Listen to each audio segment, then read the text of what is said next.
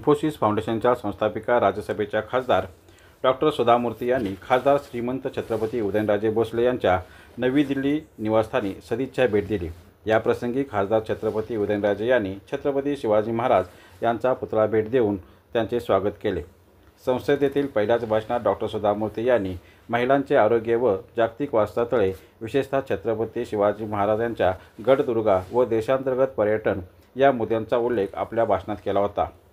इन्फोसिसच्या माध्यमातून साताऱ्यात IT company सुरू करण्यासाठी महाराष्ट्र शासनाकडे पाठपुरावा करू असे आश्वासन छत्रपती उदयनराजे यांना दिले।